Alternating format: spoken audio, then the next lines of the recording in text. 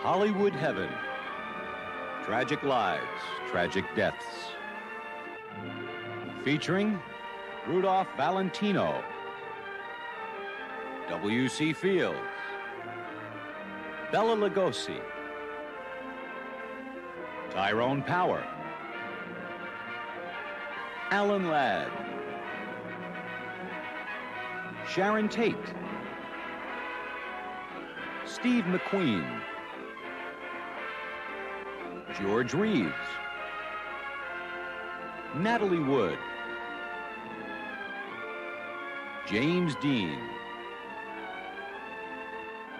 Hudson, and Marilyn Monroe.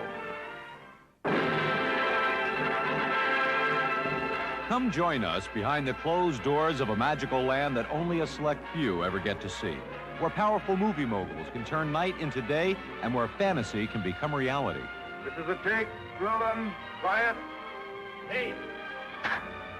Hollywood, Tinseltown, dream maker to the world, awash in glitter and glitz, filled with beautiful people living exciting lives amidst the glamour of 1,000 opening nights. The legendary Hollywood sign, a spectacular sight when seen from afar, but like any great symbol of glamour, when you get up close, it's not as sparkling and perfect as it appears to be. Here lies another Hollywood, a Hollywood of tragic lives and tragic deaths.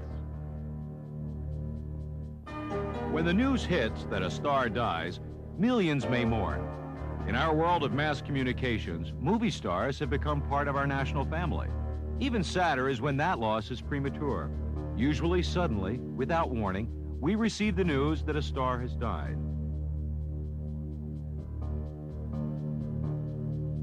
After the death, we begin to hear stories about the star, sometimes deep, dark secrets which have been held back from the public. We learn of unhappiness, heartbreak, and torment that was so carefully hidden behind the glamour and glitter of the silver screen. Sometimes the final chapter of a star's life is played out in public. Dangerous behavior and bizarre acts are eagerly reported by the media. We watch and read with fascination, and we are not totally surprised to hear the news that a star has died. It's almost as if the act of dying itself was like a final film performance.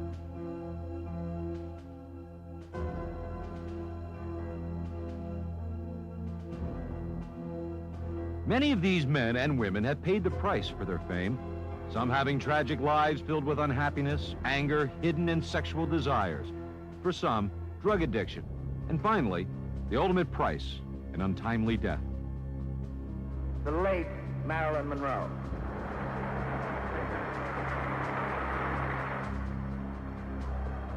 The Hollywood the public usually gets to see is really a mirage, created by the giant motion picture studios, hiding scandals and covering up controversy to protect the star, their most valuable commodity. For years, they have guarded their dirty little secrets well. But behind the gates of Hollywood, there are true stories, more compelling, more bizarre, more shocking than anything Hollywood ever put on the silver screen.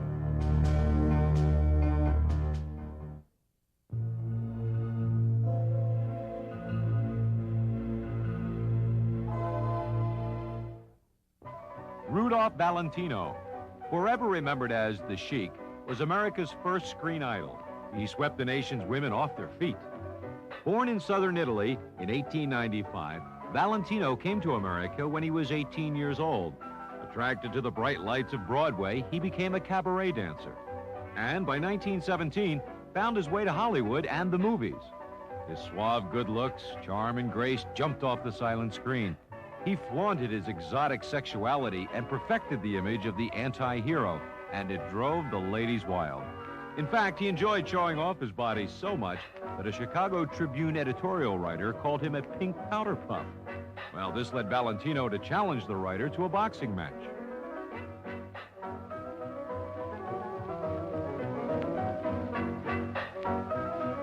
From the Sheik in 1921 through his last film, Son of the Sheik, in 1926, Valentino was the undisputed king of the movies, turning out hit after hit, including The Four Horsemen of the Apocalypse, Blood and Sand, and this film, The Eagle, filmed in 1925 for United Artists. Valentino played the role of a Russian Robin Hood, stealing from the rich and giving to the poor.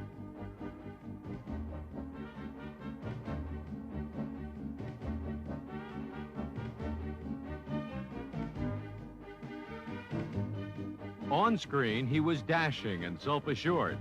There were, however, rumors that in his private life he was impotent and was attracted to domineering women. These rumors were never proven.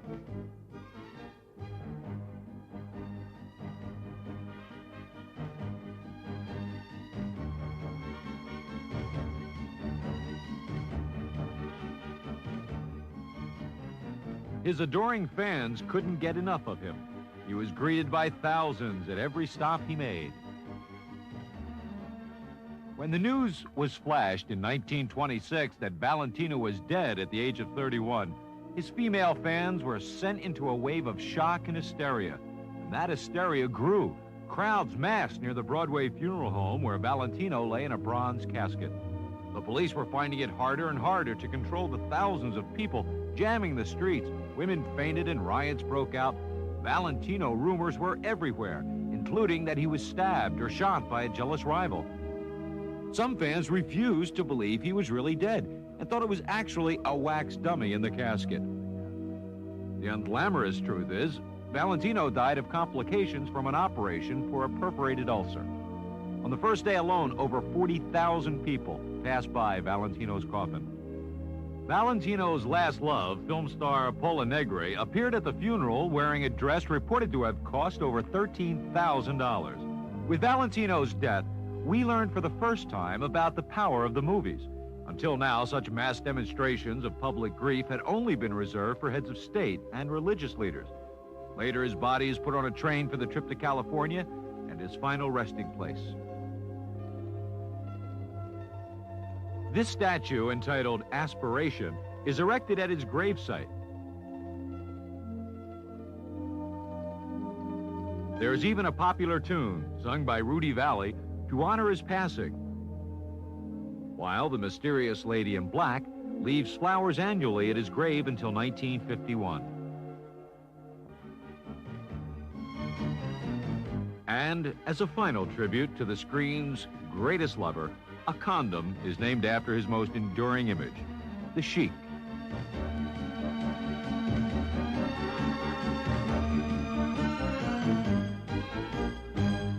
You going to mug me? Am I going to mug you? Is that gorgeous or what, eh? And I believe I can run a decent marathon. Thank you very much. Download Veely now.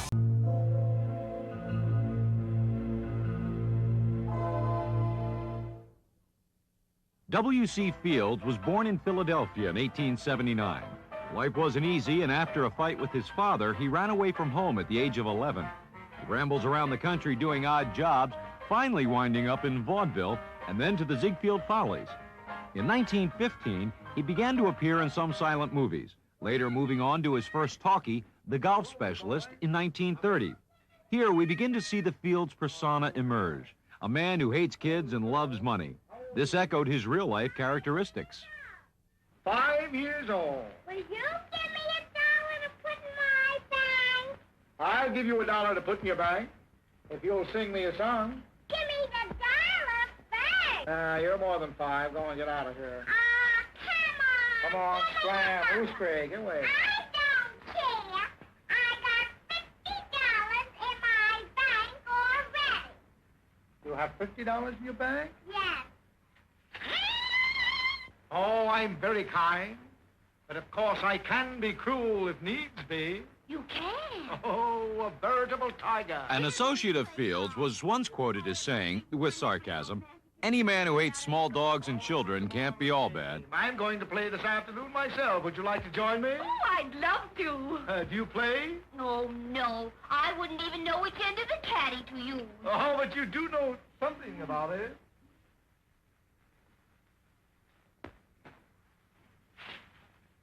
Permit me.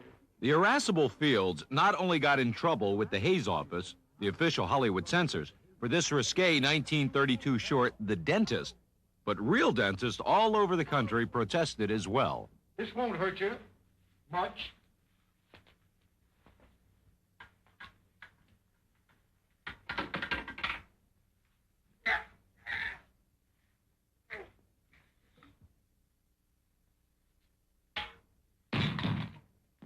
Get your foot out. Get it out. Tear this out.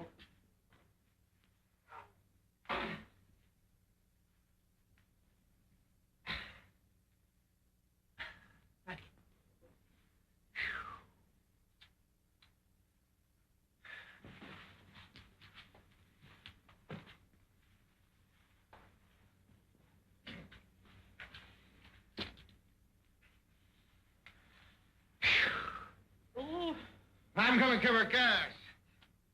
Not gonna pull me all around the floor. In the early Fields feature International House in 1932, the cast got more than they bargained for. Along with the stinging insults from Fields, they got a real live earthquake. Young man, you probably saved my life. Now what can I do for you? Take us to Shanghai. Shanghai? Yeah. What's the matter? First way. Take your time, folks. Now, everybody walk easy. It's all right now. It's all right. Come on, all right. Okay. In 1935, Fields abandoned his normal film character to play Mr. McCalber in David Copperfield, for which he won critical praise. MGM originally offered Fields the role of the wizard in The Wizard of Oz, but WC wouldn't travel down the yellow brick road with Dorothy unless he was paid $100,000. The film's producer, Mervyn LeRoy, balked at such an outrageous amount. Fields canceled his trip to Oz and went on to make You Can't Cheat an Honest Man. Owls aren't big enough to dry your face on. Maybe you better use less water. Quite an idea. Yeah.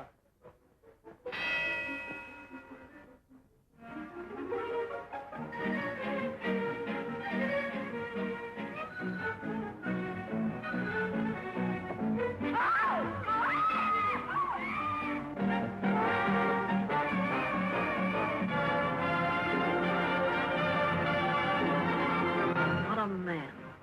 Must come up and see me sometime. Oh, yeah. I'll do that, my little chickadee. In the 1939 film My Little Chickadee, Fields was teamed with Mae West.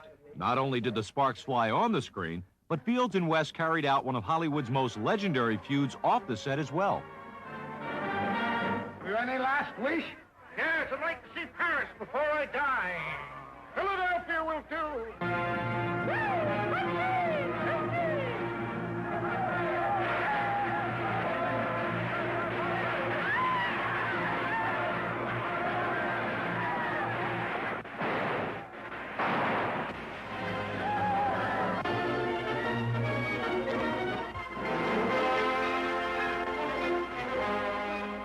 W.C. Fields had a distrust of banks. It is believed that he had over 700 bank accounts in different names spread out all over the country. Ladies and gentlemen, today we honor a man who has been an inspiration to our citizens, a model to our youth, the eminent Egbert South, Suzette, alias W.C. Fields. We honor him for the fine example he has set as a husband and a father, and above all, for his heroism as a bank dick. There! Stop! That gun loaded? Certainly not, but I think you are. Fields was a notoriously heavy drinker. He disliked coffee or even water, preferring hard liquor. He loved martinis and was quoted as saying, "That's the way I get my vegetables, onions and olives." On the set, he insisted he couldn't do his best unless he had at least a half dozen drinks. Amazingly, he never gave a bad performance no matter how much he drank. By 1946, the drinking finally took its toll, and on Christmas Day, he died in a Pasadena sanitarium. Oh, what are you doing? Just as I was getting some of my money back. W.C. had left instructions in his will for cremation. However, he lay for almost 2 years in an unmarked grave while several relatives fought over his body and searched madly for the 700 missing bank books.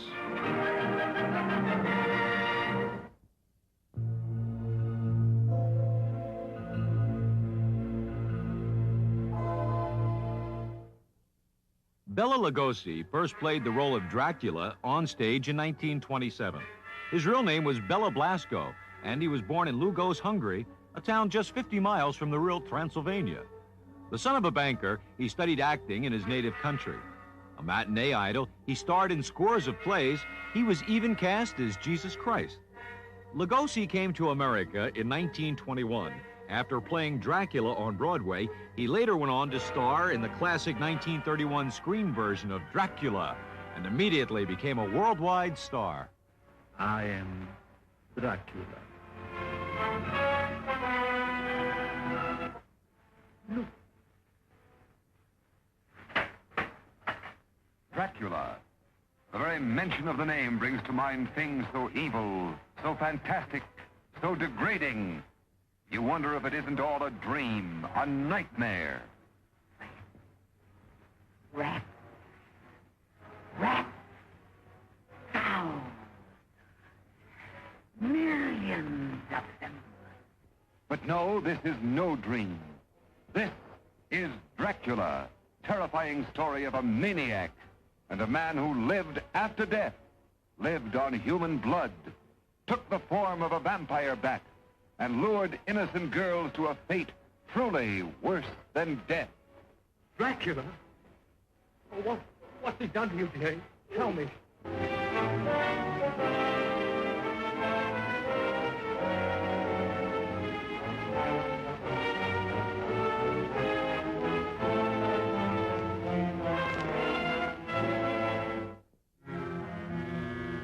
Universal was preparing its next major horror film, Frankenstein, and because of his success in Dracula, Lugosi was the obvious choice to play the Frankenstein monster.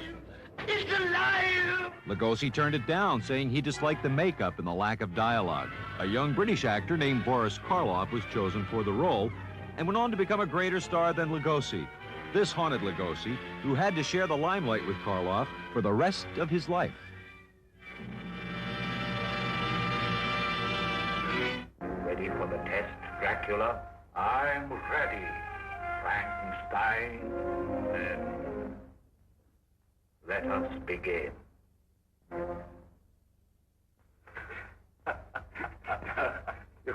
You understand, Bela, don't you?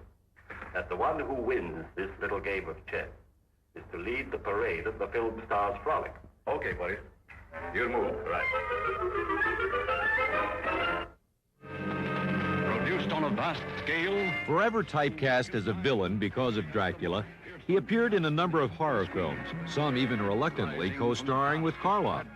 By 1937, parts were scarce, and his extravagant lifestyle had depleted his fortune. Thankfully, he was offered the role of Igor in 1939's Son of Frankenstein. Igor was one of Lugosi's favorite roles, and it helped to bring him back to prominence. But ironically, he was still playing second fiddle to Karloff, who was reprising his role as the monster for the third time. In 1938, Lugosi got to play his only intentionally comic role opposite the legendary Greta Garbo in Ninotchka. Although he received favorable reviews, it didn't get him any more mainstream parts. By the 1940s, major studio roles were becoming scarce for Lugosi.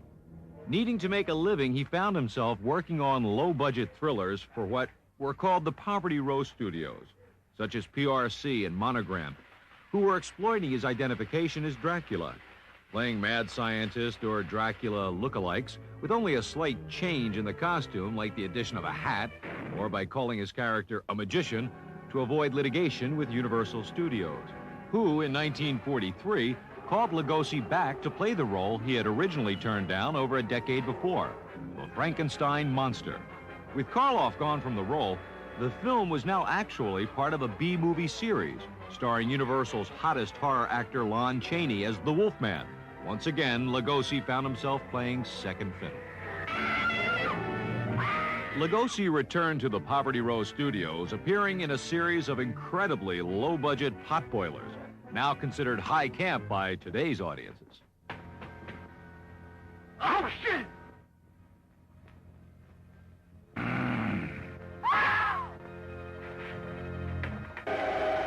Occasionally, he was called back to the majors, but it was for a minor role and just to exploit his name.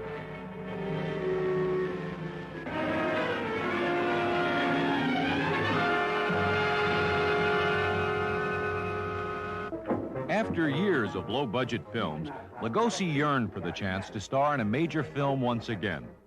In 1948, he got another chance. Universal was producing Abbott and Costello Meet Frankenstein, also featuring the Wolfman and Dracula.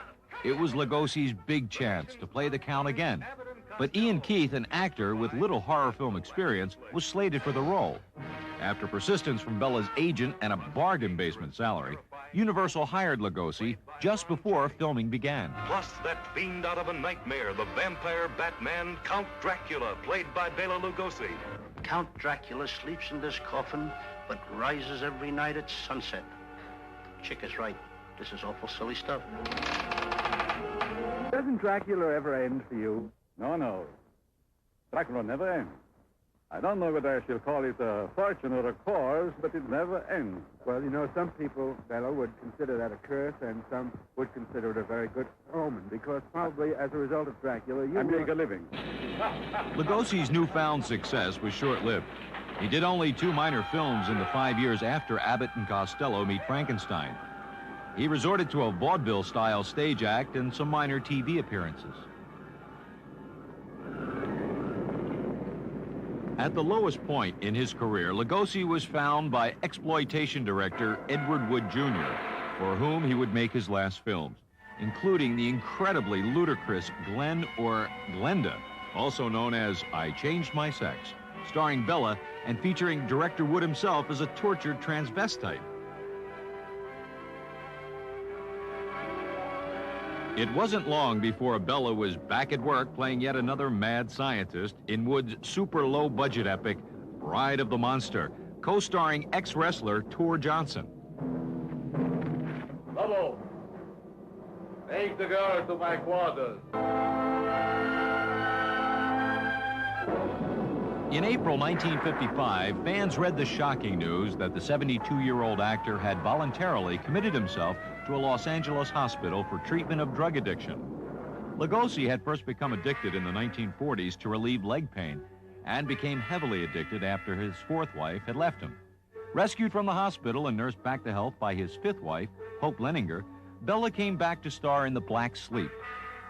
This film, released in 1956, featured Lugosi along with veteran stars Basil Rathbone and Lon Chaney. His next film was going to be produced by Edward Wood and was originally titled The Vampire's Tomb. Lugosi once again donned his Dracula cape and began shooting scenes for the film. On August 16, 1956, after less than 1 week of filming, Lugosi died suddenly of a heart attack.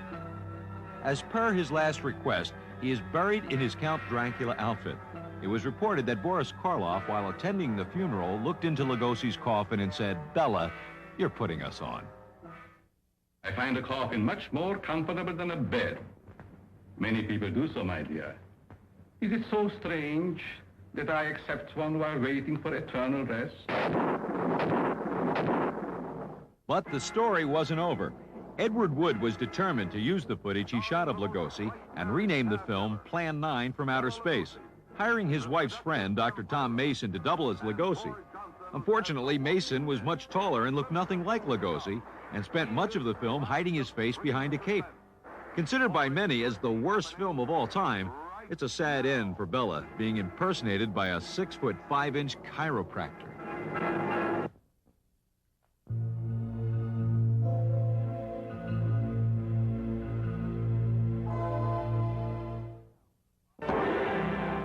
Tyrone Power followed in the footsteps of his actor father, Tyrone Power Sr.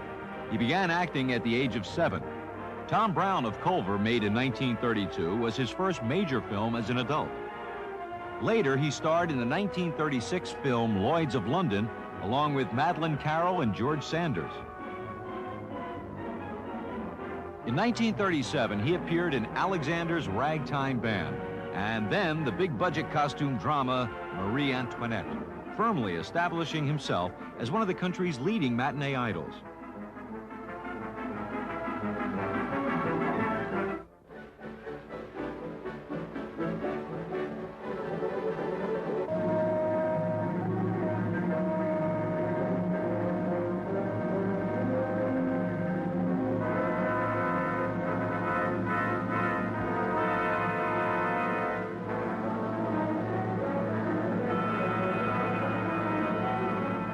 In 1938, he met his first wife, Annabella, when she co-starred with him in the movie Suez. They were married in 1939. His dashing good looks made him perfect for a series of swashbuckling roles. His most famous coming in the 1939 classic, The Mark of Zorro. In the film, Power actually plays two roles, that of the prissy Don Diego and his alter ego, the dynamic Zorro. Zorro, a name that struck terror into the hearts of traitors and tyrants, but brought new life and hope to the downtrodden. His amazing riding prowess and incredible feats of valor with flashing sword became legend as he fearlessly fought for justice.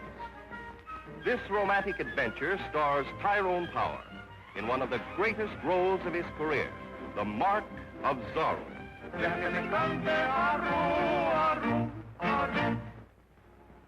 never dreamed dancing could be so wonderful. What is this? It's some of the alcalde's gold. Oh, and this I took from his charming wife. It's pretty, don't you think? You took it. Have you seen this one, Padre?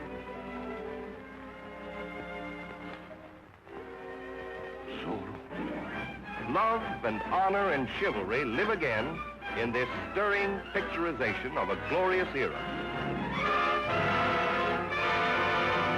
Playing the foppish Don Diego may have been easier for Power than we think. It was later alleged that around 1939, Power became involved with the leading swashbuckling film hero of the day, Earl Flynn. In fact, it was said that they had a torrid homosexual affair. Well, well. Blood and sand. In 1940, Tyrone Power followed in the footsteps of another screen idol, Rudolph Valentino, when he starred in the remake of Blood and Sand.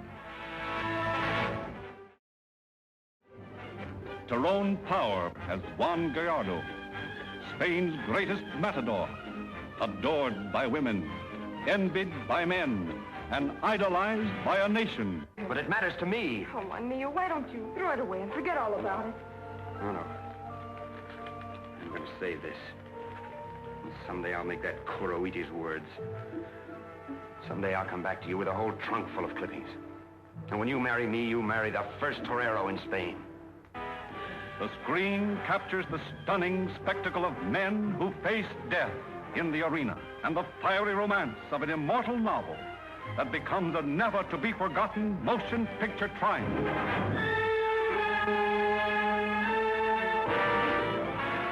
Keeping his secret life out of the public eye, Power enlisted in the Marines in August 1942 as a private and worked his way through the ranks.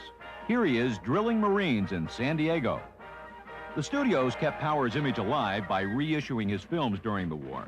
Even after the war, he continued to contribute his talents to worthy causes.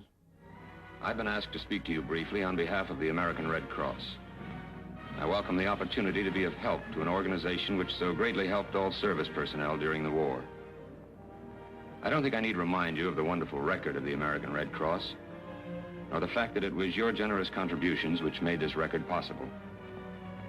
I'm sure all of us realize that, though the shooting's over, the work of the American Red Cross must be carried on. It still needs and deserves every dollar that you can spare for this work.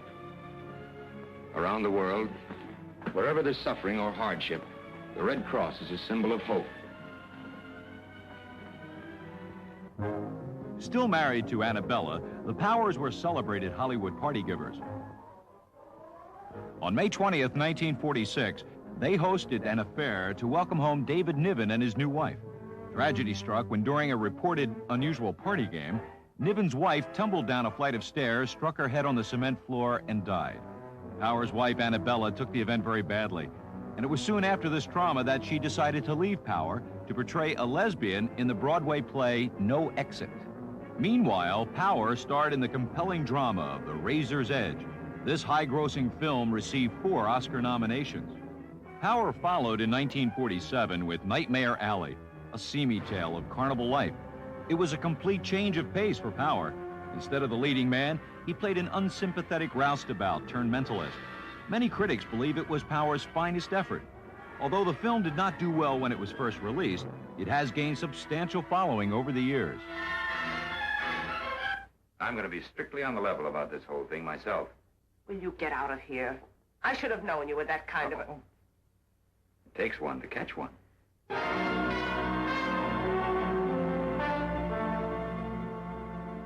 Listen to me. I'm no good. I never pretended to be.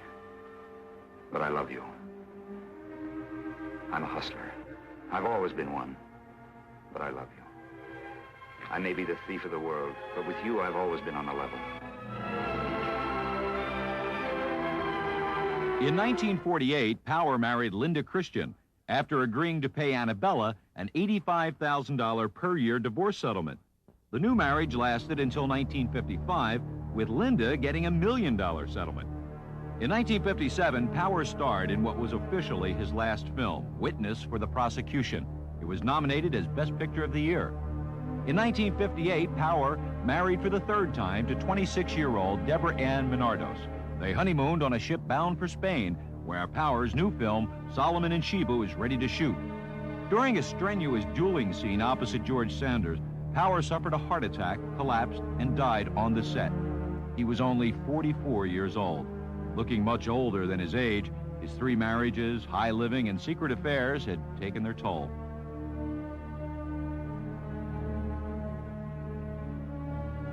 Ironically, his father, Tyrone Power Sr., died the very same way, on a movie set in 1931. In an effort to save the film, the studio flew in Yul Brynner to replace the fallen Power.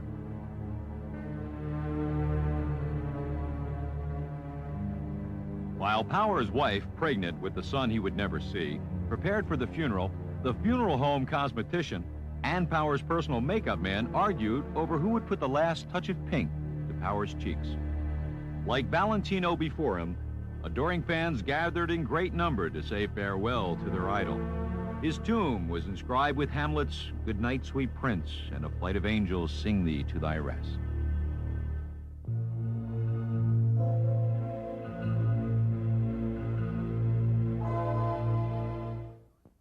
Alan Ladd was born in Hot Springs, Arkansas. The family never had much money, and his father died when he was 4. As a young boy, Ladd was small for his age. The family moved to California, where Ladd flourished in the fresh air. He began to develop quickly and became a high school athlete.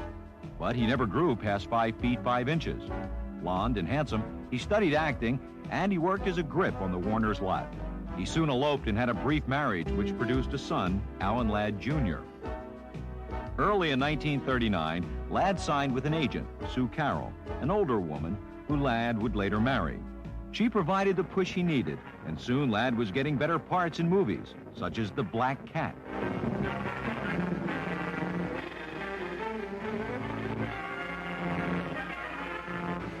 Monty, what's all this about somebody trying to kill Abigail? Where did you find out about that? I gave that to Mother tonight. She bawled me out for it and said she was going to give it back to Abigail in the morning. Oh, then you're the guy that slugged me. Yeah, and I'll do it again anytime you train down to my weight.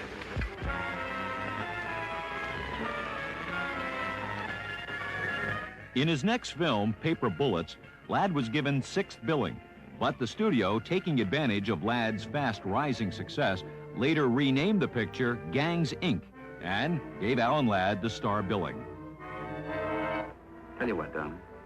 Suppose we have dinner here tonight and then we can go places, huh? I'd love that, Bill, but I'm so worried about you. Oh, what's the matter now? Why don't you give up racketeering and get a regular job? I'd like you a lot more. I see.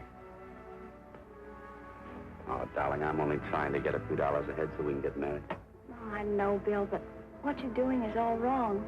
I can't write home and say that I'm in love with the grandest guy in the world, but he's an underworld character. Yeah, I know.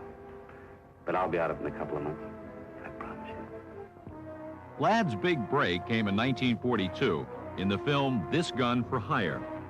The boyish, good-looking Ladd is cast against type. He plays the role of Raven, a tough guy hired killer, complete with trench coat and fedora, which became his trademark. But his height is still a problem. The studio tries to hide his small stature by scaling down sets and hiring petite leading ladies to play opposite Ladd. While other tough guy stars of the day didn't seem to be as sensitive about their height, it is a constant worry for Ladd. However, he appears on more magazine covers than any other male star of the time. But the carefully constructed macho image suffers a setback when in 1943, Ladd is drafted into the Air Force and released 10 months later on a medical discharge for an ulcer and double hernia.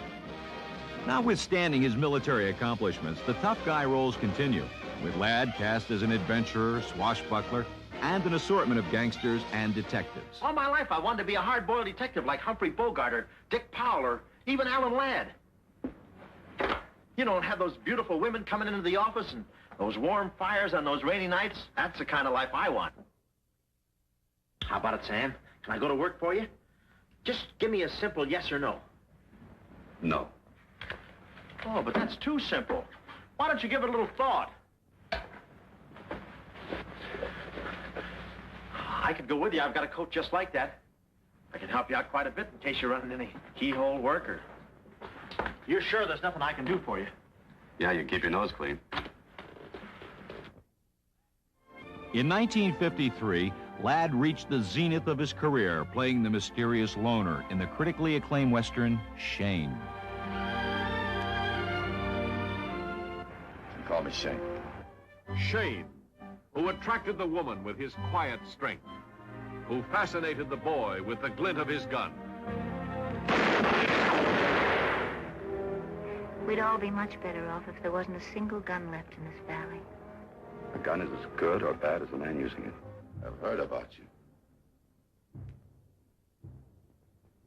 What have you heard, Shane? I've heard that you're a low-down Yankee liar.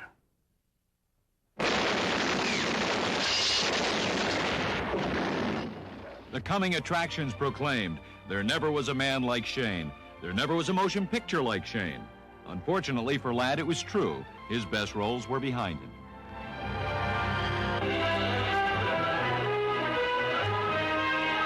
Believe me, Mr. Stokes, this has never been a joke. Where are my clothes? You go. Let's behave now, Mr. Ladd's film career was taking a downhill spiral. In desperation, he turned to television in an attempt to revitalize his failing stardom. Better give him another sedative. I'm afraid Mr. Stokes has homicidal tendencies. After a decade of minor TV roles and mediocre movies, Ladd nearly killed himself. The incident occurred in 1963.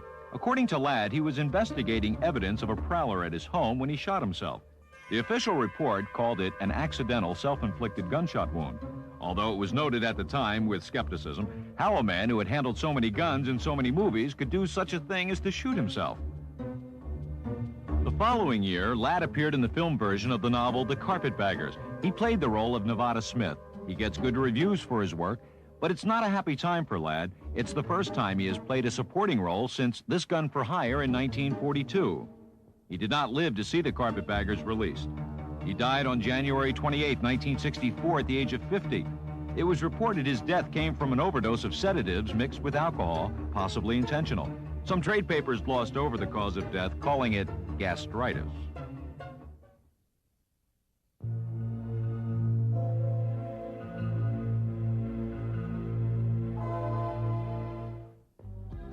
Lovely Texas-born Sharon Tate won many local beauty contests and appeared in TV commercials. Like other young hopefuls, she traveled to Hollywood, and by the early 60s, she was appearing in shows like The Beverly Hillbillies, where she played Mr. Drysdale's secretary. Soon after, she was chosen to be one of the original girls in the Petticoat Junction TV series. But just before shooting began, she was replaced in the show by actress Janine Riley, when the producers discovered that Tate had posed nude and semi-nude for magazines like Playboy.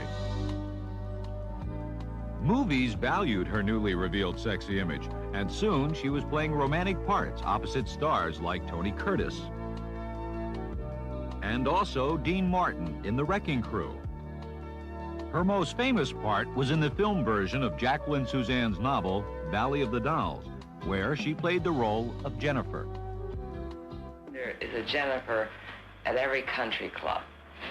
the girl who is absolutely beautiful and whose body is magnificent. But there is a certain vulnerableness in every beautiful blonde girl, more so than a brunette, oddly enough. A brunette may be just as vulnerable, but she strikes people as being able to take care of herself. Sharon Tate is playing Jennifer.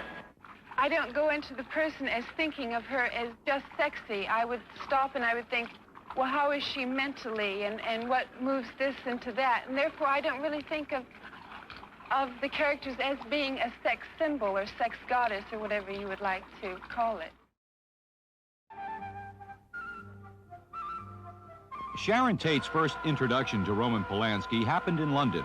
Tate and current boyfriend Jay Sebring, known as the hairstylist to the stars, were attending a party.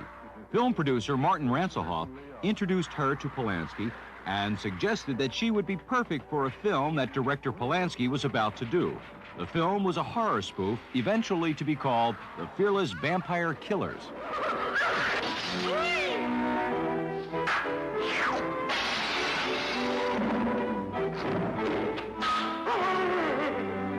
The Fearless Vampire Killers, or, pardon me, but your teeth are in my neck. Sharon Tate. The relationship between Polanski and Tate got off to a rocky start, but the two fell in love and were married in 1968. Interestingly enough, Tate's former boyfriend, Jay Sebring, who had lost Tate to Polanski, remained friends with both of them. Sebring, who had a reputation of supplying drugs to many of his Hollywood friends, was rumored to be supplying Polanski and Tate with drugs as well.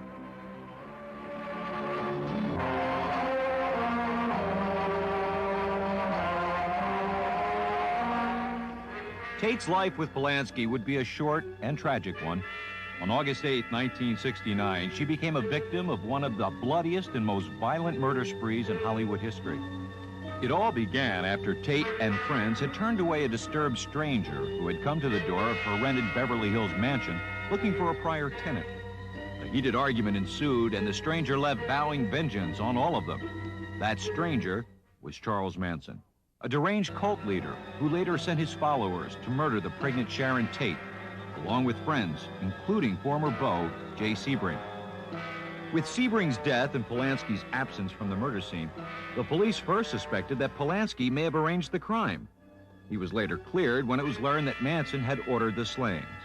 Manson believed he was receiving secret commands from Beatles lyrics, twisting them in his demented mind to justify criminal acts, including murder. His followers actually left some of these words and phrases scrawled in their victims' blood at the scene of the crime.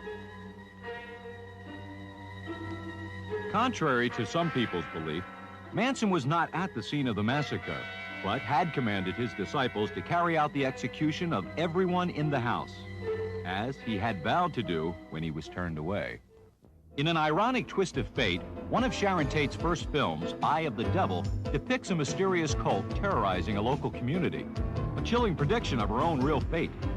Sharon Tate never fulfilled her dreams of superstardom in her lifetime, but the international headlines her bizarre and violent death caused prompted the reissue of some of her films, with Tate being upgraded to star billing. No one in Hollywood has ever paid more dearly for their fame.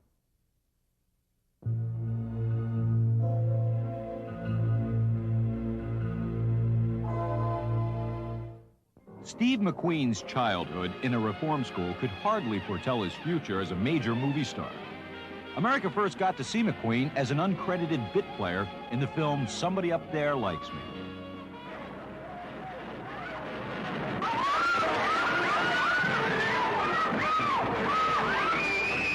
Two teenagers see it first, like a falling star from... His first starring role came in the 1958 science fiction movie The Blob. McQueen, 28 years old but playing a high school student, turns down profit participation in the film for a flat salary of $3,000.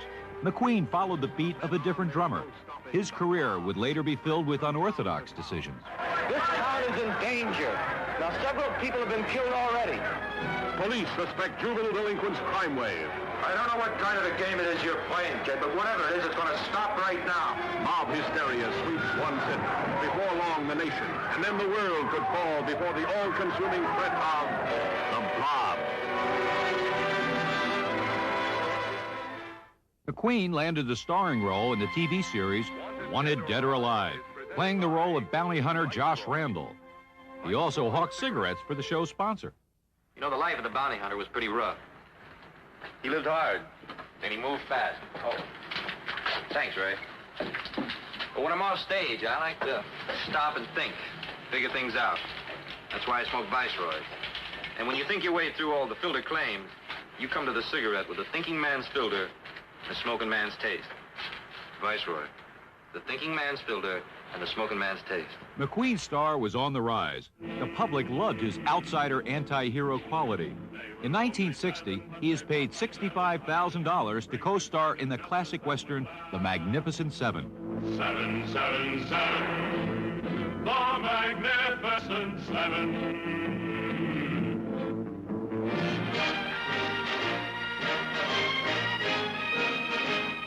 Ride on. We deal in lead, friend. So do I. We're in the same business, huh? Only as competitors.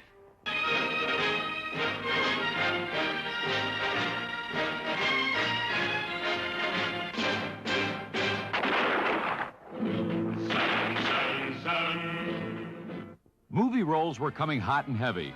In The Great Escape, McQueen mixes acting with his other great love, racing cars and bikes, even doing many of his own stunts.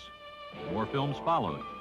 Love with the Proper Stranger, Nevada Smith, The Sand Pebbles, and Bullet.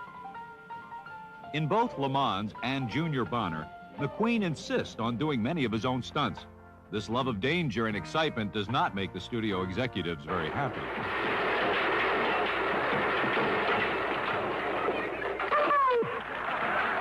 Steve McQueen as Junior Bonner. There never was a horse that couldn't be rode. There never was a cowboy that couldn't be throwed. Famous old saying, right? Steve McQueen as Junior Bonner. In 1973, he marries Ally McGraw, who co-starred with him in The Getaway. The marriage will end in divorce. Also in 1973, McQueen takes on one of his most challenging acting assignments. He stars as Papillon in the story of a man's epic struggle for freedom. Steve McQueen, Dustin Hoffman, Papillon.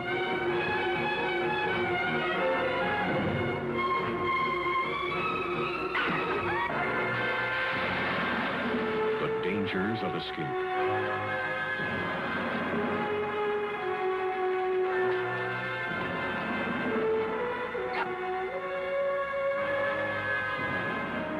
Steve McQueen, Dustin Hoffman, Papillon.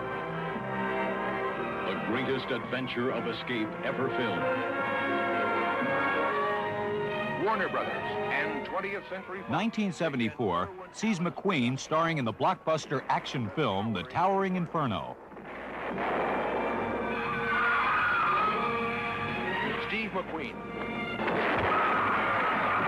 The Towering Inferno. Set me down on the scenic elevator.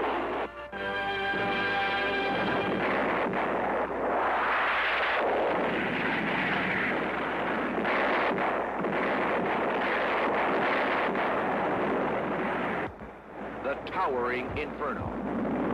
McQueen, bored, passes up many film offers and takes a job doing bike stunts for less than $200 per week in Dixie Dynamite.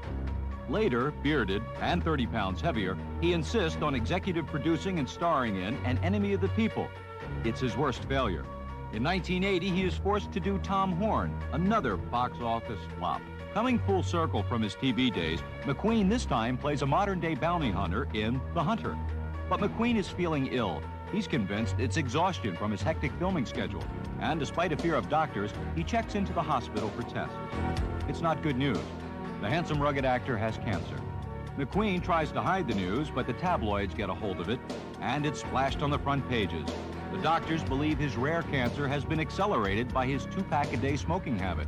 Chances are, if you're thinking things out for yourself, you're already a Viceroy smoker. Thinking man's filter, smoking man's taste. But McQueen's cancer was actually caused by the thing he loved most, auto racing.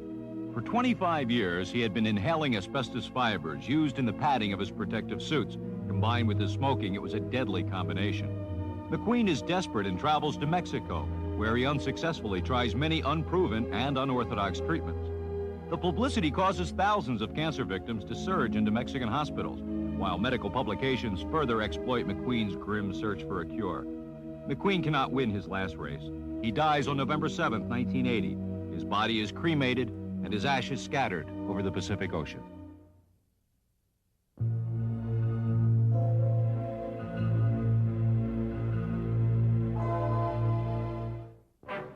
Born in Ashland, Kentucky, the son of a druggist, George Besselo, alias George Reeves, alias Clark Kent, became forever known to millions as TV's Superman. A former amateur boxer who later became an actor, Reeves' first major screen appearance was in the 1939 classic Gone with the Wind, playing one of the Tarleton twins.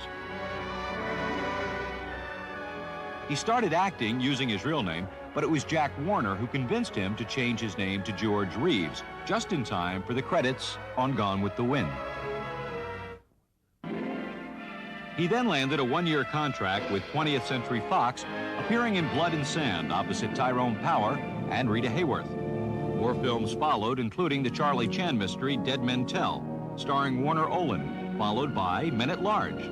He co-starred with Lloyd Nolan in Blue, White, and Perfect, a Michael Shayne mystery. By the mid-40s, his Fox contract behind him, he appeared in a string of Hopalong Cassidy westerns. Leon. Yeah, Hoppy, what you find? Enough here to send Hardin and Brass to the pen for 20 years. These are the cattle contracts sent to you, Barney, and the other ranchers, and stolen from United States mail. Wait till Barney and his friends see this evidence. Come on.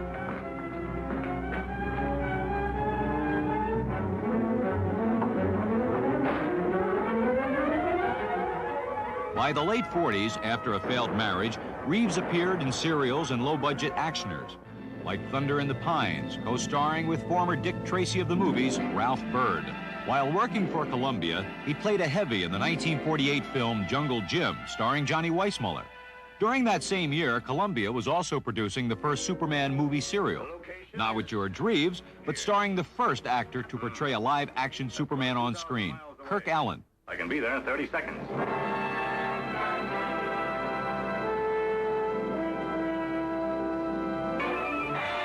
The film also starred Noel Neill as Lois Lane, who later replaced Phyllis Coates in the TV role.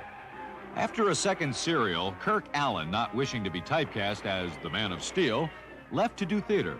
A year later, Hollywood decided it was time for another Superman movie and a television series. Allen was not pursued to play the role again, and a casting call went out for a new Superman. George Reeves, who had never even heard of Superman, auditioned and was immediately cast in the role the producers thought he was born to play. Yes, it's Superman, strange visitor from another planet who came to Earth with powers and abilities far beyond those of mortal men. Superman, who can change the course of mighty rivers, bend steel in his bare hands, and who, disguised as Clark Kent, mild-mannered reporter for a great metropolitan newspaper, fights a never-ending battle for truth, justice, and the American way. Including the feature Superman and the Mole Men, Reeves starred in 104 TV episodes, which remain in syndication to this day. Blakey, don't. You just get a few years for the jewel robbery, but for this... That's the chance I gotta take.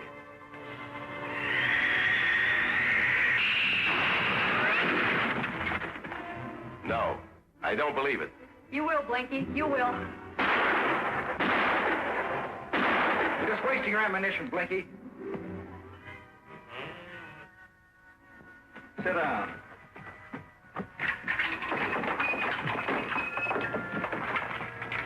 Hey, let me out. Let me out! Another few seconds and it would have been too late, Superman. Well, it wasn't, Miss Lay, and that's what counts. What time is it? Just about 12:30. Well, I can't wait for the police. I have an appointment date. Excuse me. There can only be one Superman, of course. Did you ever think about some of the super things that you can do for yourself?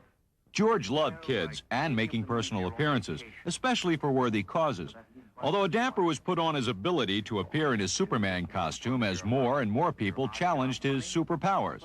It all came to a head in 1953 in Detroit.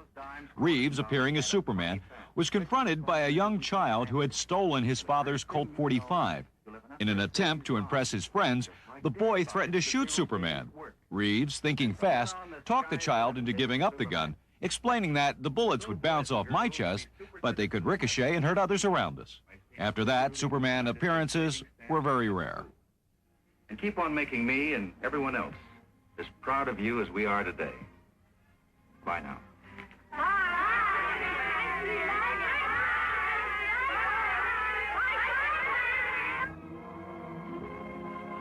Reeves did a handful of other movies and TV roles while still filming Superman, but as the success of the show gained, the more he was typecast. The ultimate blow to Reeves' career was when he appeared in the film From Here to Eternity. The problem arose when the film was previewed to special audiences and for the press. As soon as Reeves appeared on the screen, the audience broke out in laughter and shouted, "Hey, there's Superman!" The film had a big cast of major Hollywood stars and was projected to be a huge hit. Columbia decided to recut the entire film, bringing Reeves' scenes down to a bare minimum. They even removed his face and name from the coming attractions trailer. The image Reeves had created on television, which was brought into people's homes week after week, proved to be more powerful than anyone could foresee. In 1957, Reeves finally landed a non-Superman role in Disney's Westward Ho the Wagons. Billed sixth in the credits and forced to wear a beard and a mustache, where by now the whole world knew him as the definitive Superman. The superhero of all time. Able to leap tall buildings. It's a bird. It's a plane. It's Superman. Wherever the target is danger, into the fray leaps the mighty man of steel, racing with supersonic speed to exploding excitement, bolting fearlessly into violence and villainy. No human onslaught can stay him. Super invincible, zooming out of the skies and crashing through into the very teeth of hair-raising peril. A towering hero booming with super action. Sworn enemy of all evils, smashing through. His only shield, his super body. At every turn, slamming into breathtaking hazards. The superhero of them all. Faster than a speeding bullet. On June 16, 1959, America learned the shocking news. George Reeves, the man who everyone thought of as Superman, was shot dead. It all started earlier that evening. Reeves was home entertaining friends. Saying he wasn't feeling well, he went up to his bedroom.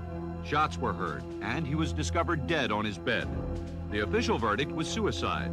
The common belief for his apparent suicide was that he was depressed due to his typecasting as Superman. However, rumors have circulated that his death may have been the result of foul play, as he reportedly had many new projects in the works and was to be married in a few days to his fiancée, Lenore Lemon. Apparently, the Man of Steel had feet of clay.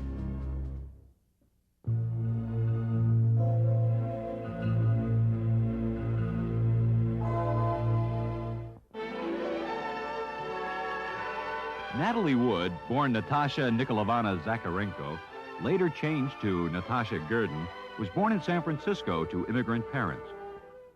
At the age of 4, the family moved to the small town of Santa Rosa. Wood's mother, Maria, a former ballerina, a typical stage mother, encouraged her daughter to pursue acting. But the family was poor, and the only training young Natalie had was at the local movies watching the child stars of the day. Mrs. Gurdon's persistence finally paid off when director Irving Pitchell signed Natalie to her first contract, and her last name was changed to Wood.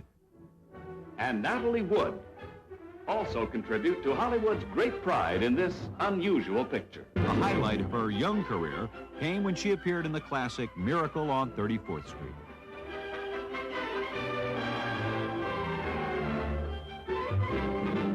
Although the film is now a beloved Hollywood classic, 20th Century Fox did not think much of it when it was produced and dumped the Christmas film on the market in the middle of the summer. But the public loved it, and it established Natalie Wood as a major child star. Natalie continued making films, playing roles in various pictures. Here she is at age 9 in the 1947 movie, The Green Promise. Hand me the worms.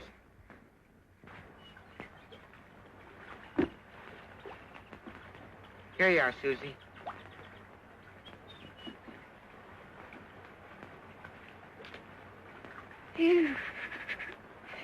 I'll do it for you. No. It isn't fair to let others do an unpleasant thing you can do for yourself. Just because it's unpleasant.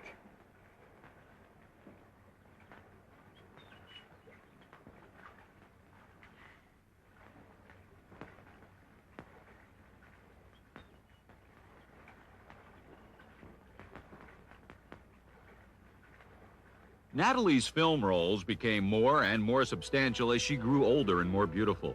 In 1955, she played the love interest to James Dean in Rebel Without a Cause.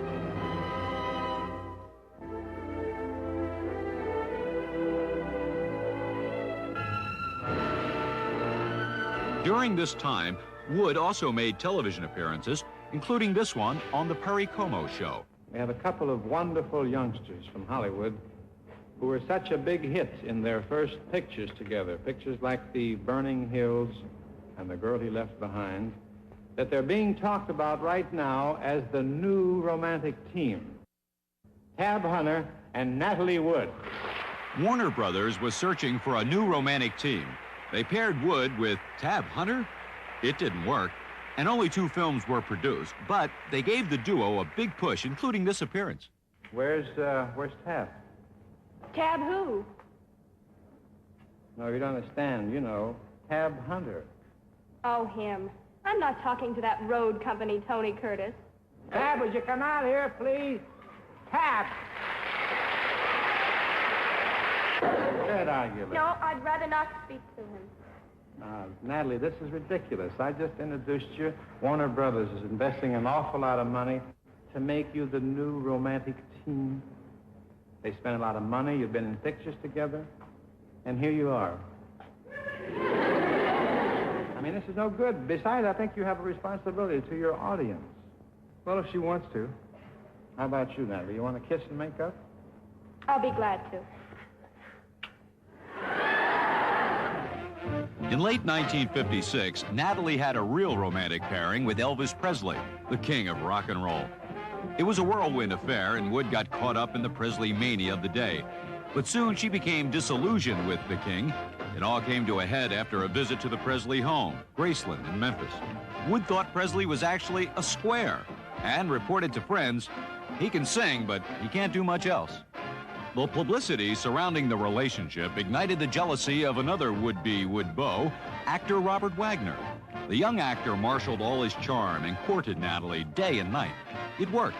They started to see each other steadily, and after only a 3-week engagement, they were married on December 28, 1957. Wood's career was in full gear, averaging 2 movies a year, including Marjorie Morningstar and the classic Splendor in the Grass. Then, in 1961, she got the coveted role of Maria in the 10-time Oscar-winning West Side Story. Over 100 actresses were tested for the part, but Wood was given the role. Even more remarkable, considering her singing had to be redubbed by a professional singer, Marnie Nixon. Even so, Natalie Wood was paid $250,000, which catapulted her into the big money league in Hollywood.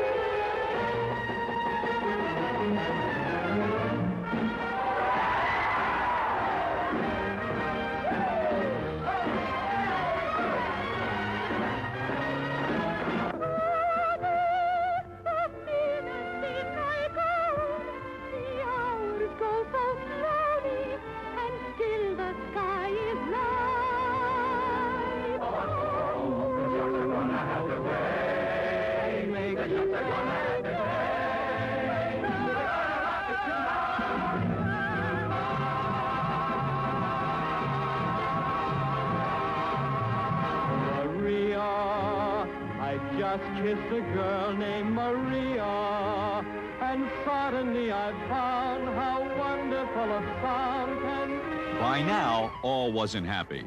And towards the end of filming West Side Story, her marriage to Robert Wagner was in trouble. She leaves Wagner and takes up with Warren Beatty, her former co-star in Splendor in the Grass. New York columnist Dorothy Kilgallen wrote, "The way Natalie Wood and Warren Beatty are carrying on around New York, it's a wonder they have time to eat." Wood files for divorce from Wagner on April 17, 1962. Beatty eventually leaves Wood for a hat check girl he meets in a restaurant. 6 years later, in 1969, Wood marries for a second time to Richard Gregson. The 1969 film Bob and Carol and Ted and Alice was a highly controversial movie, the first dealing with sexual liberation. The film is a critical and financial success, and Wood earns over $3 million from her profit participation. Little Natasha Gurdon has grown up. On July 16, 1972, shortly after divorcing her second husband, she remarries Robert Wagner in a shipboard wedding. Their sometimes stormy relationship seems to be held in check, and the marriage is a happy one. Wagner has a successful television career going, and Wood slows her film career. Then, in 1981, Wood begins filming a new movie, Brainstorm. Filming is almost completed when the news is flashed that Natalie Wood is dead. The events surrounding her death are still cloudy, but we know that early in the evening, Wagner, Wood, and her co-star, Christopher Walken, were at a restaurant. Some witnesses claim Wood was openly flirting with Walken. The two men did exchange words, and Wood left the scene. Later, Wagner and Walken also returned to the yacht. Here, the mystery deepens. Later that night, all three were on the Splendor. Wood departs the cabin, apparently to leave the ship via the attached dinghy. The evidence suggests she fell into the water and drowned, but many unanswered questions still remain. Natalie Wood was dead at age 43, and Hollywood had lost one of its brightest stars, but gained another mystery.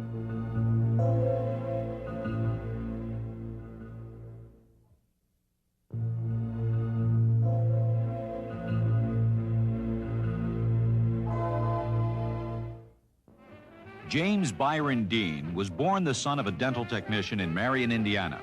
At age 5, the family moved to Los Angeles. A few years later, Dean's mother died of breast cancer. His father tried to raise him alone, but financial hardship forced him to send Jimmy back to the Midwest to live with relatives. At Fairmount High School, despite his small frame, Dean excelled at sports, especially basketball. He also joined the drama class and found he loved acting, a love which would take him back to California and a stint at UCLA.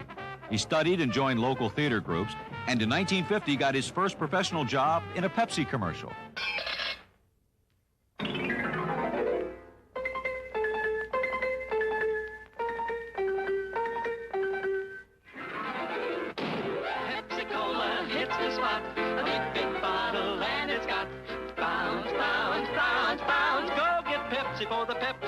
Wherever the crowd gathers, you're sure to find Pepsi. So why take less when Pepsi's best? Buy Pepsi by the carton. In 1951, Dean travels to New York. Anxious to hone his acting ability, he joins the Actors Studio, following in the footsteps of his idol, Marlon Brando. He soon finds himself doing live television, but it's not a first. Before leaving California, Dean played St. John the Apostle in this filmed Easter special, Hill Number 1.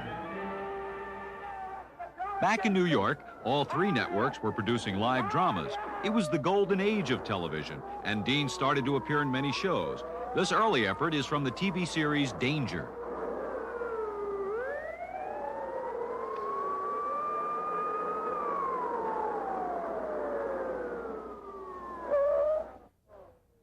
Oh, yeah.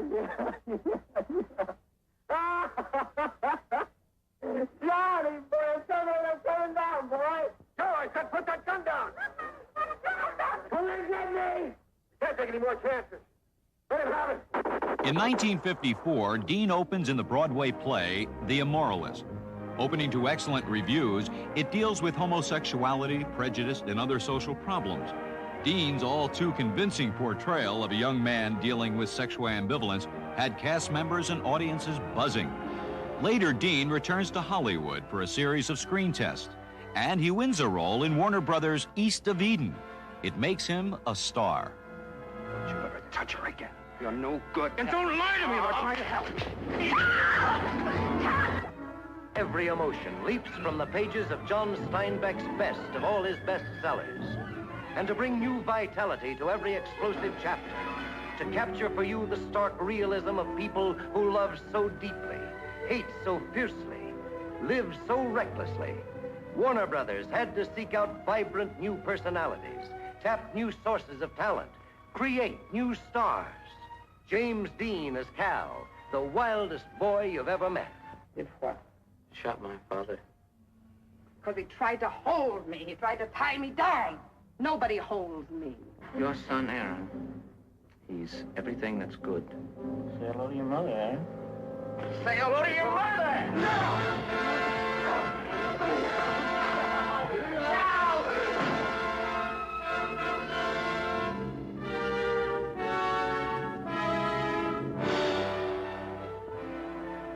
During the early to mid-50s, a critical period in Dean's career, he was subject to the military draft.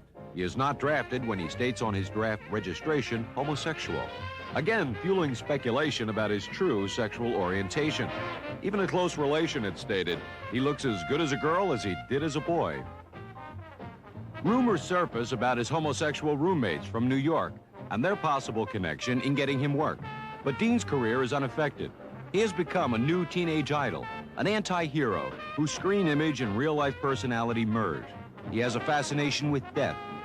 He has a wild passion for auto racing and loves to quote the line, live fast, die young, and have a good-looking corpse. He keeps a Colt 45 in his room at Warner's. His home is decorated with macabre images, including a miniature noose casting a large shadow on the wall. Adding to the Dean mystique, he is romantically linked with Mela Normie, known as TV horror hostess Vampira, and later star of the cult turkey Plan 9 from outer space. Dean's next film, Rebel Without a Cause, is a hit, but it is also remembered as a cursed film. All the principal leads die violent and premature deaths.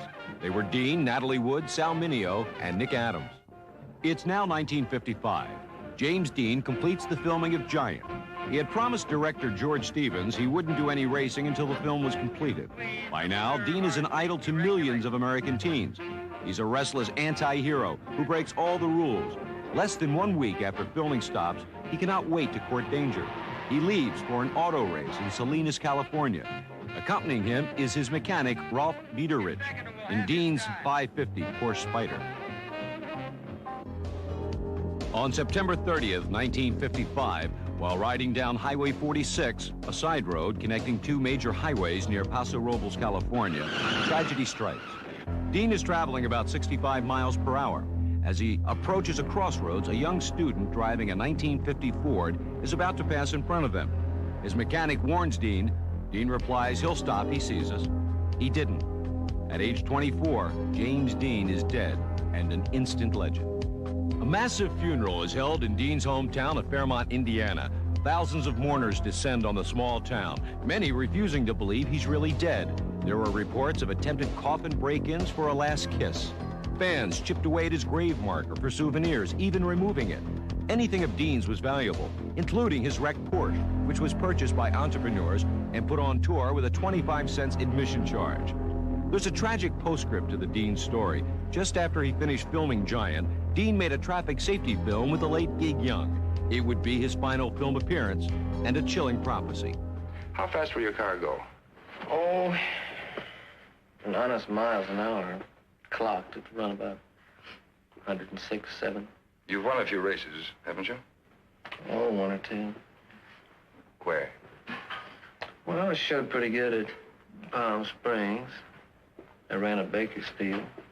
People say racing is dangerous, but I'll take my chances on the track any day than on a highway. Well, Gig, I think I'd better take off. Oh, wait a minute, Jimmy. One more question. Do you have any special advice for the young people who drive? Take it easy driving. The life you might save might be mine, you know?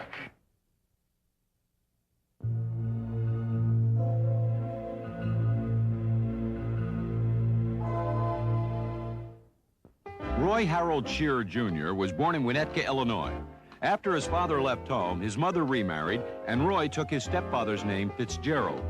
After wartime naval service, Roy found himself in Hollywood.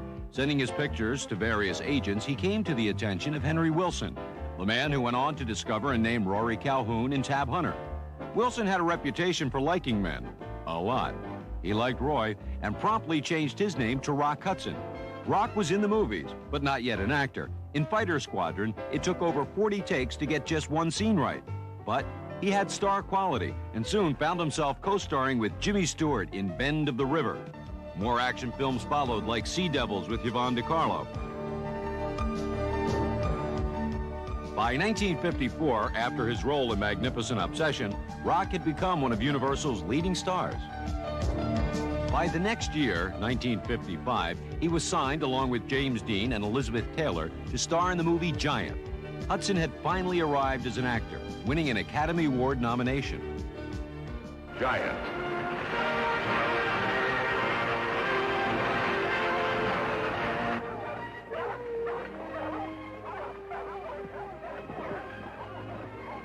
Rock Hudson, born to tower over 1,000,000 acres. That sure is a beautiful animal. Beautiful. Your money's no good here. Come on, let's go. You two. Hold on a minute.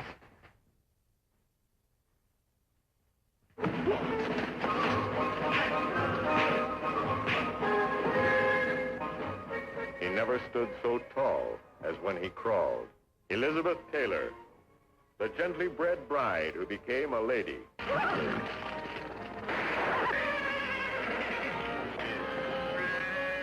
Texas style. And James Dean. Dean and Hudson played antagonists in the film, but their performances weren't far from real life. They really disliked each other intensely. Dean felt Hudson was a poor actor. And on the other hand, Hudson thought Dean had a poor attitude and was constantly upstaging him. It's hard not to wonder, given what we know about both stars' sexual proclivities, if there was something else going on, not totally related to acting. The situation got so bad that Hudson was overheard saying he wished Dean was dead. When the news came shortly after the filming of Giant that Dean had died, Hudson blamed himself and fell into a deep depression for a few days. You always did look pretty. Just pretty now, good enough to eat. Wait a minute. Oh, you Tessie, Vic. Tessie is no cook. And all the people, sweet and strong, bad, beautiful, but busting with Texas life.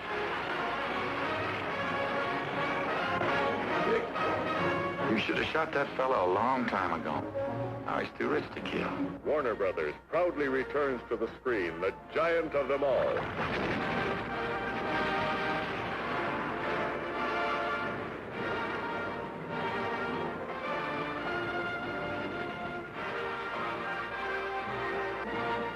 By this time, rumors began circulating about Rock's hidden sexuality. Reportedly, Henry Wilson, Rock's agent, got wind that a major news article was about to be published disclosing that Hudson was a homosexual. To protect his star, Wilson arranges for Rock to start publicly dating his secretary, Phyllis Gates. It does the trick. The public buys the charade. Rock even marries Gates. But it's a marriage of convenience, and they are divorced 3 years later. With Rock's macho image intact, he stars in a highly successful series of romantic comedies with Doris Day, including Pillow Talk, On Through, Send Me No Flowers. Then Fox asked Hudson to host a film compilation as a tribute to the late Marilyn Monroe. Hudson talked about Monroe's career. Much of it ironically paralleled his own rise to stardom. He worked here not very long ago. As a matter of fact, they tell me this is the same stage where she first started. She happened to stand out. The needle in the haystack that caught the eye. She stood out because she brought with her a unique set of ingredients that added up to something even more unique. It's what they call, I guess it's as good a phrase as any, star quality.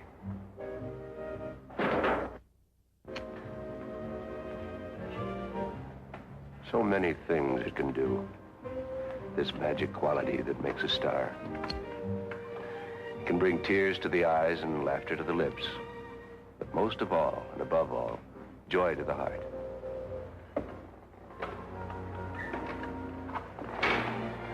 Marilyn Monroe.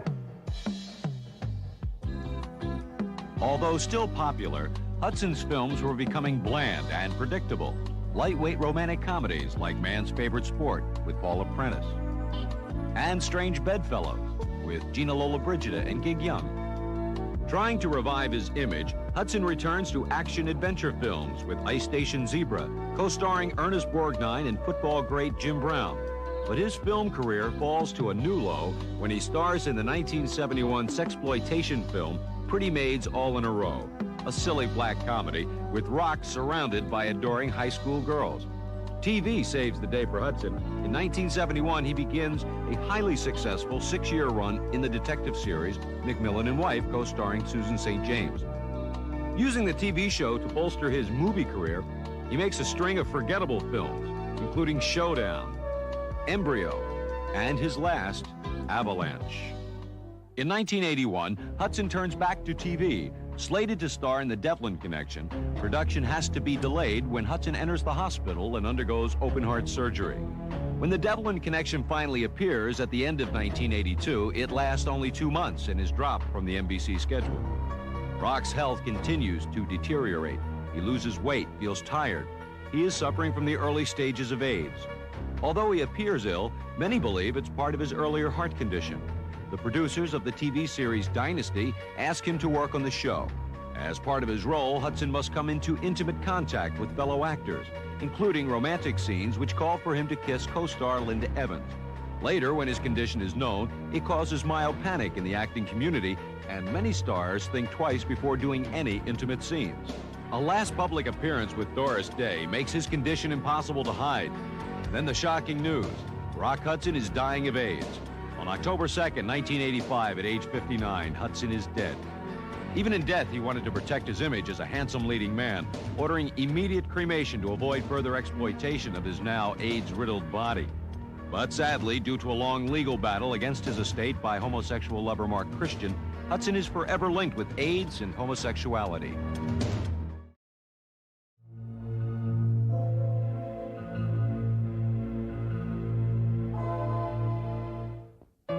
Norma Jean Baker was born Norma Jean Mortensen illegitimately in 1926. Her mother Gladys had a family history of emotional disorders.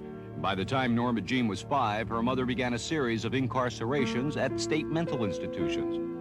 Little Norma Jean would spend much of her childhood in orphanages and living with foster families. She never knew her father. On the few occasions when her mother was not institutionalized, she would take Norma Jean to the movies. She loved to go to Grauman's Chinese Theater, where she could see her favorite stars, especially Clark Gable. In 1942, after leaving high school at 16, she meets and marries 21-year-old factory worker Jim Doherty. With the war in high gear, Doherty joins the Merchant Marine and is sent overseas. Norma Jean got a job in a defense plant. A sharp-eyed government photographer takes this shot of her, and she begins posing for morale-boosting photos. Her pinups in magazines become favorites with many GIs. By 1946, she had divorced Doherty, made a screen test, was pursuing a modeling career, and was getting noticed by appearing in many men's magazines. She comes to the attention of Ben Lyon of 20th Century Fox and signs a short-term contract. They change her name, and the movies are introduced to Marilyn Monroe. Her first film, Scudda-Hoo, Scudda-Hey, has most of her scenes cut. One film later, her Fox contract expires, and she signs with Columbia, where she gets a lead role in Ladies of the Chorus. But once again, Marilyn fails to make an impression, and Columbia also allows her contract to run out. By 1949, she is out of work and forced back into cheesecake modeling. With bills piling up, she poses for the now famous nude calendar, for which she is paid $50. Reportedly, the calendar company has made close to $1 million exploiting the photo. By 1952, she is back making movies at Fox, filming Don't Bother to Knock.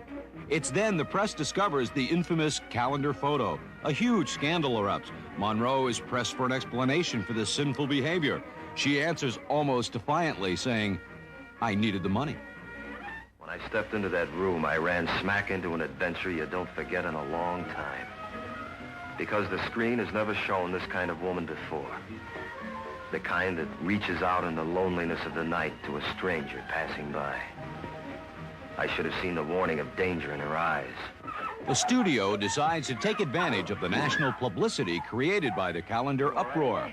They grasp the opportunity. The giant Hollywood press machine gets rolling, and the Monroe sex goddess buildup begins. Marilyn's star is on the rise. With the studios pushing, she receives massive publicity and many awards. I'd like to present to you the Look Achievement Award as the most outstanding feminine newcomer of 1952. Thank you, Lord. Marilyn Monroe, the moviegoers of America, voted you the most popular actress of the year. My congratulations. Thank you, Mr. Sims. And as best young box office personality, Miss Marilyn Monroe. Thank you, Mr. Nichols. Marilyn has become a national sensation and the object of desire to millions of American men. Her status elevated, she appears with leading man Cary Grant in the movie Monkey Business. The fans and the press follow her every move. Marilyn has become a one-woman traffic jam. In 1952, while filming Niagara, Monroe allegedly marries old friend Bob Slatzer secretly in Mexico. Married or not, the affair ended a few days later when Fox, protecting the studio's investment, forced her to end the affair. Marilyn gave in. Gentlemen Prefer Blondes pairs her with bombshell Jane Russell. Monroe is being paid 1/10 of Russell's salary, and Marilyn's constantly late for shooting. Nevertheless, it's a hit, and Marilyn is back at Grauman's, this time as a star. Marilyn suggests, along with handprints in the wet cement, Russell should put in her breast and Marilyn her rear end. Officially married for the second time on January 14th, 1954, to baseball great Joe DiMaggio, it's an unusual pairing, a combination of two great American passions, baseball and sex. At first, the marriage seems to be working, but DiMaggio is having trouble accepting his wife's fame and the constant exploitation that went along with it. DiMaggio is at the end of his career. Monroe's is skyrocketing. The relationship is in trouble, but Marilyn is on a roll, and thousands press just to get a glimpse of her in the flesh. The couple's problems deepen.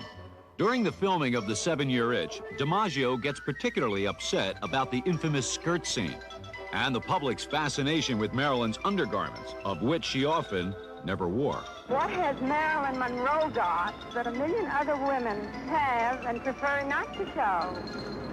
Well, it's pretty vulgar, if you ask me. Wonderful. I think it's wonderful, wonderful, wonderful. After just 9 months, the marriage that captured the nation's imagination was history. Clearly, DiMaggio was brokenhearted, but even after the divorce, he would still carry a deep love for Marilyn. The official reason given for the divorce was career discrepancies. Monroe refused to talk to the press. Miss Monroe will have nothing to say this morning. All I can say as her attorney is that this is what we would say with the conflict of careers. In 1956, following completion of Bus Stop, Monroe marries for the third time, and once again, it is an unlikely match, this time to noted author and playwright Arthur Miller. The press dubbed the pair the Egghead and the Hourglass. They are married in 2 ceremonies, the first a civil ceremony on June 29th, and the second a Jewish ceremony on July 1st. Marilyn desperately wants children, but 2 miscarriages follow. Marilyn's work in Some Like It Hot is a favorite of fans and critics.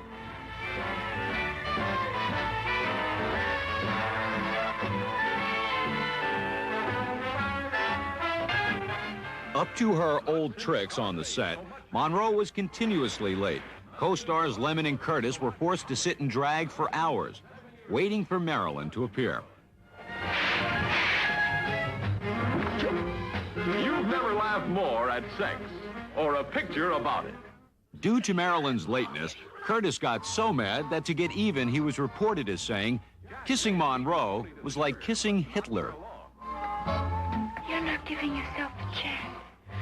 Don't fight it. Relax.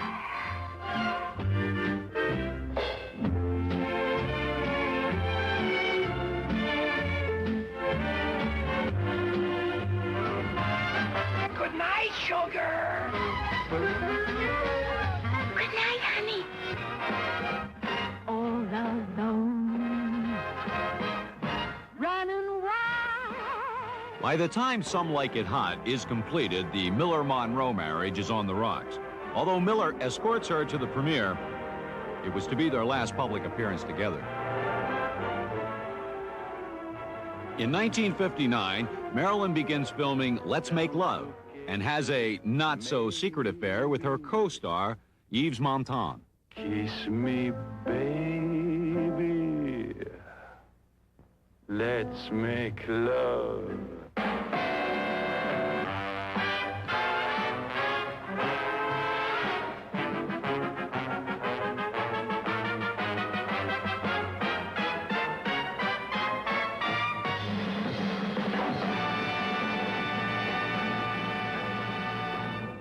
Marilyn finally got to work with her childhood idol, Clark Gable, in her next film, The Misfits, for which Arthur Miller had written the screenplay.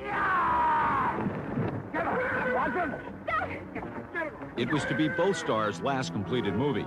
Monroe once again is chronically late, and her affair with Montand was over. The film becomes a grueling marathon to complete. In fact, many believe it might have been a contributing cause of Clark Gable's ill health. The screen's most exciting woman, Marilyn Monroe.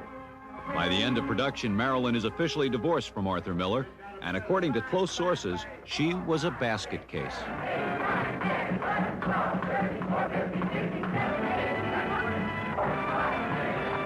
right, come on outside. Here. What's the trouble? 1 month after The Misfits is released, Monroe enters the hospital for intensive psychiatric care. The rumor mills are working overtime, and the public has an insatiable appetite for stories of alleged pill popping, heavy drinking, and bouts with mental depression. She looked hopeful and alive leaving the hospital, but she was about to enter the final and most bizarre chapter of her incredible life. What are you planning? How are you feeling?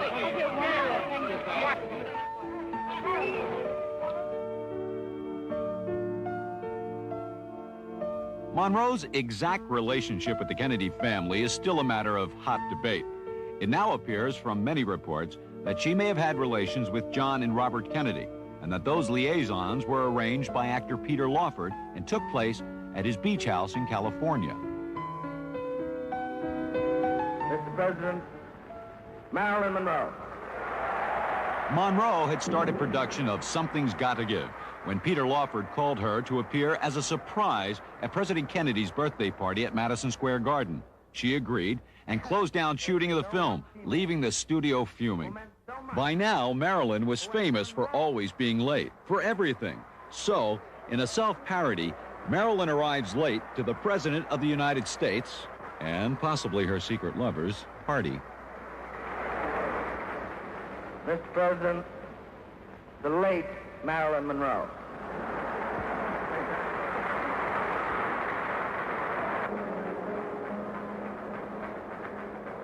Happy birthday to you. Happy birthday to you. Happy birthday, Mr. President.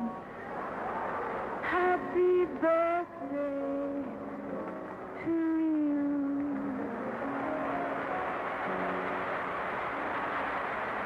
Thank you. I can now retire from politics after having had happy birthday sung to me in such a sweet, wholesome way. What was the relationship between Monroe and Kennedy? Well, she was quoted by Earl Wilson as saying, "I think I made his back feel better." Something's Got to Give resumes filming, but she misses whole days of work or arrives late on the set.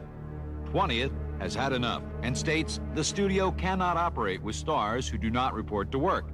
If this sort of thing continues, it will be the end of the movie industry. She is fired on her 36th birthday, June 1st, 1962.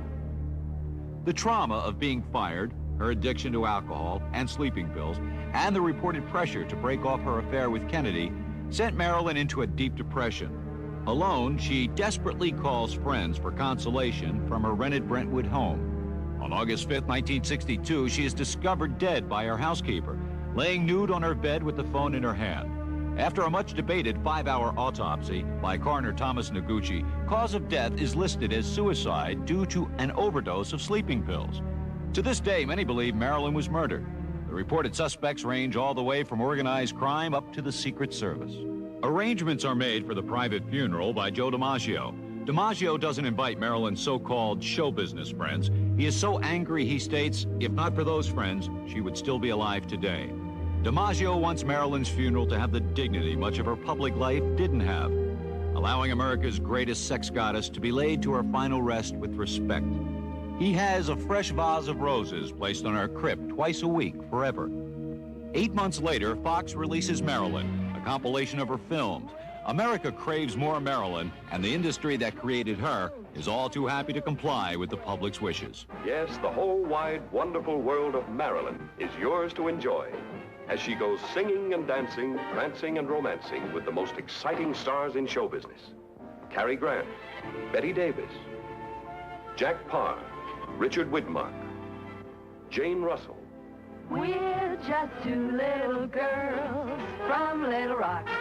Mitzi Gaynor, Ethel Merman, Donald O'Connor, Dan Daly. Kiss me, hold me tight. Love me tonight. Joseph Cotton, Charles Lawton, Betty Grable, Lauren Bacall, Tom Ewell. Hey, wait a minute!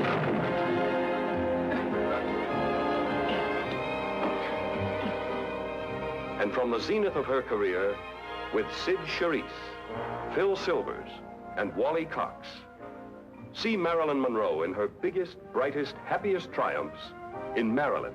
Men grow cold as girls grow old, and we all lose our charms in the end. But square cut or pear shape, these rocks don't lose their shape. Diamonds are a girl's best friend.